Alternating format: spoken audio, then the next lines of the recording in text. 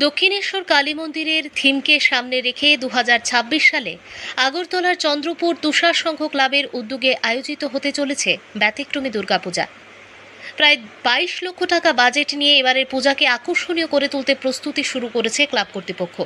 সোমবার নিয়ম নীতি মেনে খুঁটি পূজার মধ্য দিয়ে তুষার সংঘ ক্লাবে এবারের দুর্গাপূজার আনুষ্ঠানিক সূচনা হয়। খুঁটি পূজা অন্যান্য ধর্মীয় আচার অনুষ্ঠানে উপস্থিত ছিলেন ক্লাবের কনভেনার বিশ্বজিৎ রায় এবং ক্লাব সম্পাদক কৃষ্ণ সাহা সহ অন্যান্য সদস্যরা। দক্ষিণেশ্বর কালী মন্দিরে আদলে মণ্ডপ নির্মাণের পরিকল্পনাকে ঘিরে ইতিমধ্যেই এলাকায় উৎসাহ ও কৌতূহল তৈরি হয়েছে। পূজাকে সুষ্ঠু জাঁকজমকপূর্ণভাবে সম্পন্ন করতে এখন থেকেই প্রস্তুতিতে নেমে পড়েছেন তুষার সংঘের সদস্যরা। আগরতলা প্রতিনিধির রিপোর্ট, প্রতিদিন ত্রিপুরা। অ্যাকচুয়ালি আমাদের এলাকাটা একটু একটা গরিবী এলাকা, তো আমার এলাকার চিন্তা ভাবনা করে আমরা বাজেটটা এরকম বাড়াতে যাচ্ছি না, তবু সমাজের সাথে মিলিয়ে সব কিছু চলতে হয়। যেহেতু আমাদের এখান থেকে নয়নটিটা পড়ে, তো প্রথম পূজাটা আমাদের হয়, সব কিছু বিবেচনা চিন্তা করে আমরা এবার মা দক্ষিণেশ্বরী মন্দিরটা করতে চাইছি। যিনি করবেন ওনার বাড়ি নবদ্বীপ, ওনার নাম সঞ্জিত দেবনাথ। আর বাজেট তো দেখেন, বাজেট তো করি, তারপরেও একটু কমে বাড়ে, এর 20 লাখ টাকা লাগবে।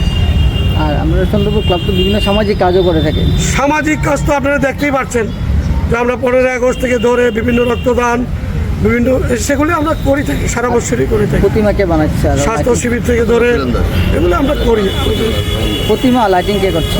লাইটিংয়ে আছেন আমাদের এলাকারই ছেলে কাশীপুরের দীপক ঘোষ। আর প্রতিমা হলো আড়ালিয়ার শৈলেন দাস।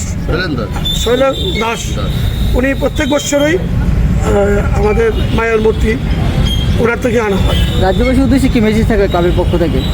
রাজ্যবাসীর উদ্দেশ্যে আমাদের ক্লাবের তরফ থেকে সবাই যেন সুস্থ থাকে, ভালো থাকে, এবার পুজো যাতে সবাই শান্তি সুশৃঙ্খলভাবে সুন্দরভাবে কাটা।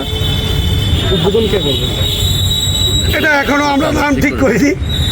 আমাদের সিনিয়ররা আছেন, ক্লাব সেক্রেটারি আছে, ক্লাব প্রেসিডেন্ট আছে, সবাই মিলে বলছে। আপনার পরিচয়টা?